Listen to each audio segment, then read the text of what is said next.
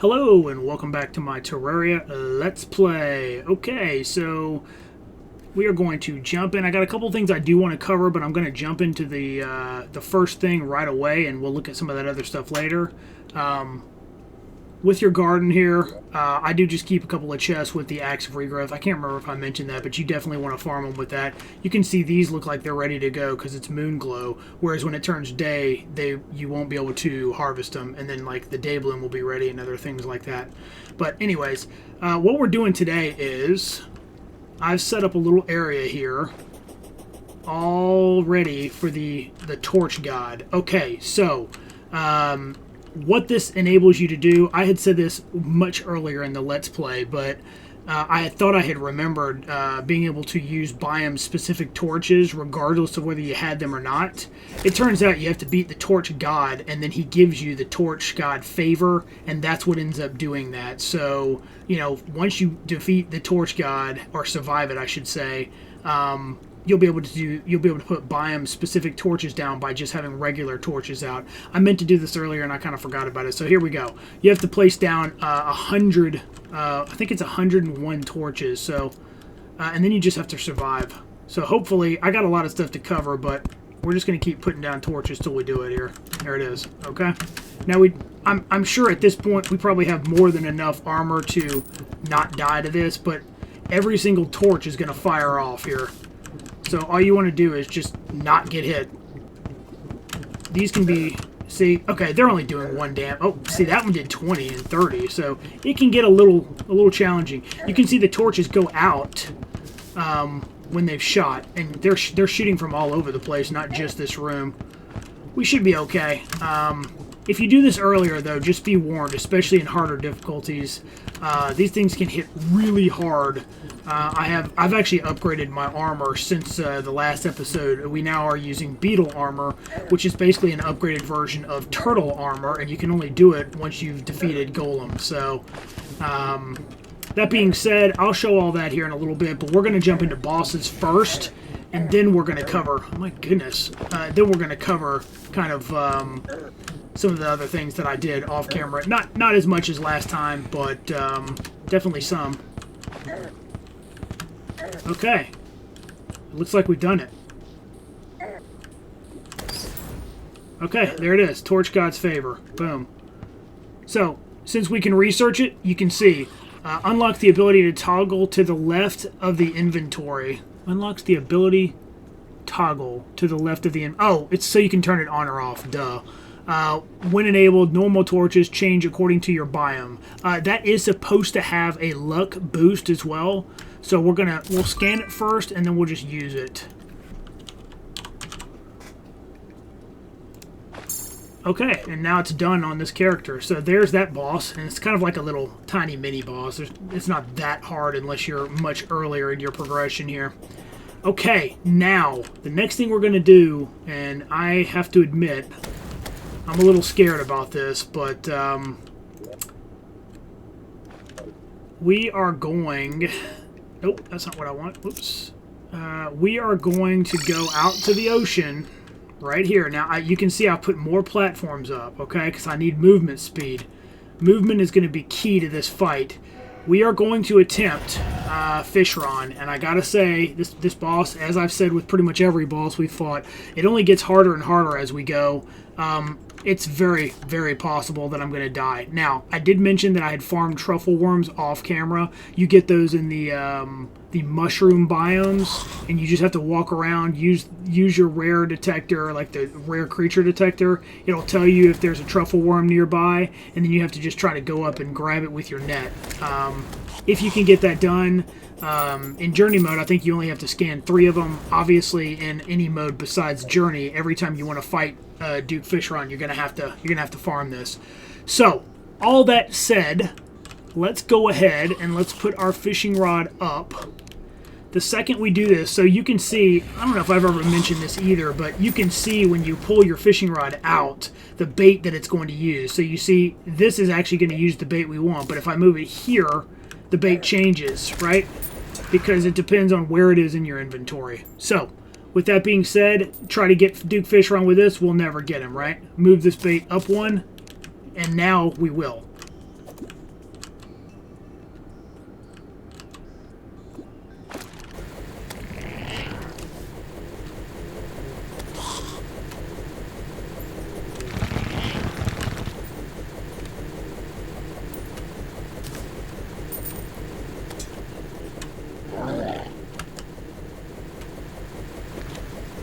Just trying to stay away from him as best I can, but he does love to run into you.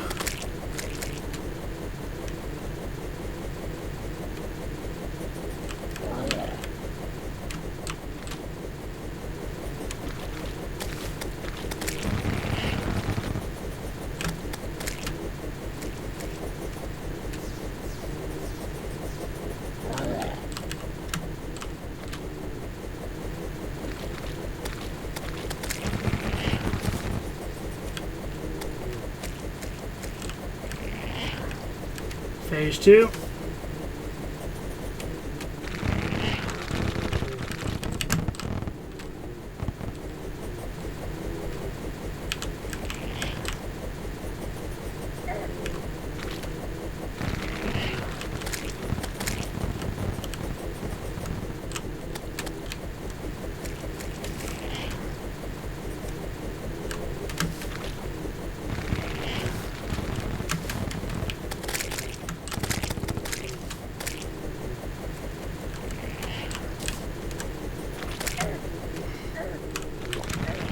That's bad.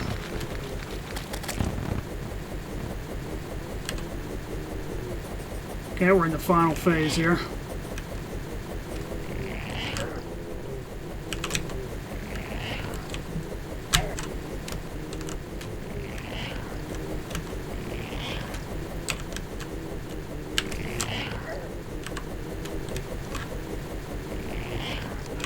Okay, we got him. Amazing.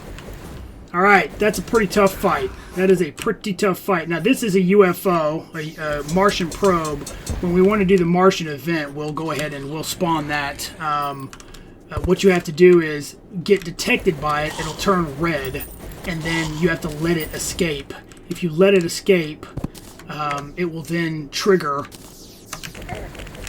It will trigger the event. So, in case you're wondering how that works. Okay, now there's our stuff. I'm not going to do that. I'm going to farm the rest of that off camera because, as you can see, that's a pretty challenging event. But we were able to do it, and to you know, just so that you can see, we are definitely on the hardest difficulty, master mode. So, in case you were wondering, obviously you should be because I've done everything on master mode to this point. Okay, now let's just quickly. I just want to check out and see what the event is like. Let's go to home, and then we'll jump down here. We're going to see if this even lets us trigger this. So what I did was I extended these platforms a little bit because this thing is really particular about how it does things. Now, this is going to take a little bit of time, and I do not expect to win this on my first attempt, but I just want to see what it's like. So this is just a quick test run, okay? So let's just see what this has entailed or in store for us. Okay, it rejects it, still won't do it. Large flat area. Well, that's exactly what this is. So unless it's not long enough, I have no idea why it wouldn't let me do this. Maybe it has to actually be on ground. I don't know why that would matter, but we'll go out. We'll got 10 more on this side, and we'll got 10 more on the other side. So let's just see how that works. Also, watch out for those guys. I think I already said it, but I can't remember. Okay, if this doesn't trigger, then I know it has to do with... it must be solid ground that it wants. That's too bad. Okay, well... Alright, I'll have to set this up another time. That's unfortunate. Okay, well, let's go ahead and let's warp back. I'm gonna quickly go over the stuff that I had done off camera, and we'll go from there. So, okay, so a couple of things you're able to make after you beat Golem. Well, first of all, let me start with the Golem loot. Okay, so this is amazing. The fist. This is kind of like a boomerang thing again. So that's pretty good. Same thing with this. Possessed Hatchet. Very good melee weapon, and it gives you some range too. You've got a ranged stinger, a stinger. It's like a little missiles or whatever. So you add the range damage of that plus the stingers, which is another 20. Pretty cool. Earth. This is pretty neat magic weapon. Really quite good, actually. 179. I think they buffed that. I don't remember it being that good. Heat ray gun. This is an even more upgraded magic weapon. That thing's awesome. This is the pick I was talking about, which of course I've been using, and that's also how I managed to go to the jungle temple and get what I needed from the traps. You can also mine the regular the bricks and make a bunch of what am I trying to say? Like the workbenches and the tables and chairs and all the other furniture, basically. So, anyways. So you got that, you got a mask, you got the shiny stone. So when you're not moving, your regen is quite high. This and this are the two main things that like let you or enable you to make even more stuff for the accessory side of things. So Sunstone and Eye of Golem. This is a master mode only drop. Summons a little toy golem to light your way. So it's another light pet. And then we have the lizard egg actually dropped from the things in the dungeon. The lizards, I believe is their name. These are the beetle husks that you get out of the bag as well. And remember, the bags are only for expert and higher, expert and master. If you're not playing on those difficulties, you're not going to see the bags. I don't know if I mentioned that either, but anyways. Okay, so because of that, we were then able to take the sunstone and a moonstone, and that creates the celestial stone, and I'll let you see that. Then you take that and you add the moon shell, and you've got the super ultra celestial stone. Turns older in a werewolf at night, in a merfolk into when you enter water.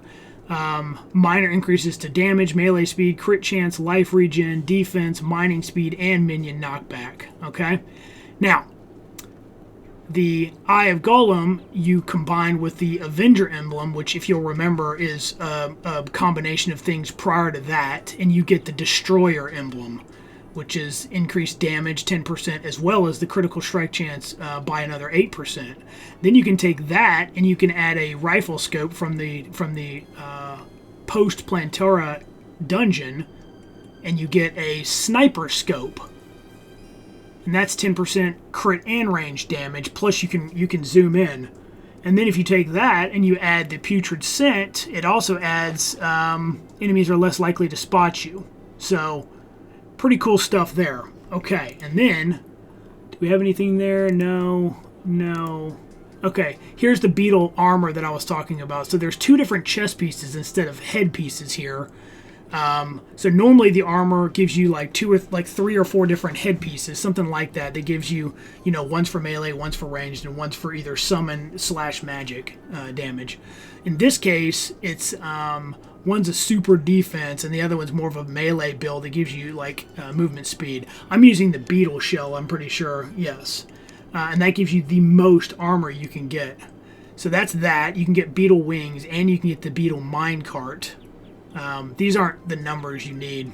Well, these are, but I don't remember how many you need for that. And we're still missing one thing, and then we combine all this into one mega item. It's a building item. Okay, amazing. So that is that. Now, what else have I not covered? Let's see here. Oh, I got a super absorbent sponge with a fishing turn-in. So, whoops, I misspelled it. Okay, so this is what I finally got. I had gotten this. I had fished this out of the lava a long time ago, and basically it just means you can sop up as much lava as you want, and it's never ending. This does the same thing, but for water.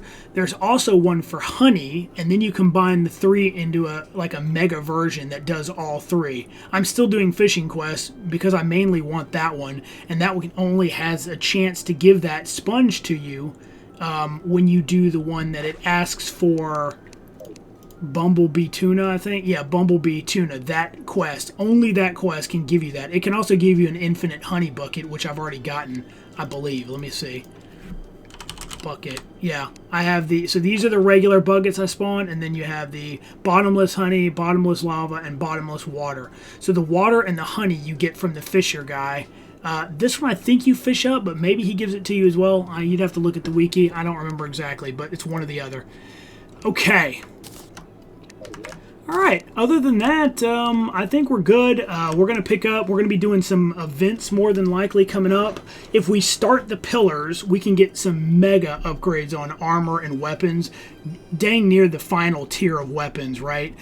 But if I don't do that and I do some of the events, we can also get some cool upgrades there. Once you get to the pillars, though, I believe that stuff outclasses the event stuff. So I'm tempted to do it, but there's going to be a lot of trial and error and trying to survive and dying a lot because the events are really tough. So, anyways, I'll try to see what I can figure out with this with the Dungeon Defenders 2 event. It'd be nice to run it, but I just don't have a lot of room in a small world, and I'll mention it again. Looking back on this, I always seem to pick small worlds, but I would recommend at this point in my playthrough, if you haven't started and you're going to start, I would recommend at least a medium-sized world if you're in journey mode for sure, because you can scan stuff. If you do a large world, it'll give you even more room to expand and grow and build huge, boss arenas and stuff like that. So if you like that stuff, give yourself more room. I just don't have that much room to do what I want to do. I mean, this is my graveyard biome. I mean, everything kind of has something in it. The only space I really have maybe is like right here, and I need a hallowed surface area that I still haven't built yet. So at some point I'm going to have to do all that, but we'll get to it. Anyways, I do hope you enjoyed, and we will see you in the next one. Have a good one.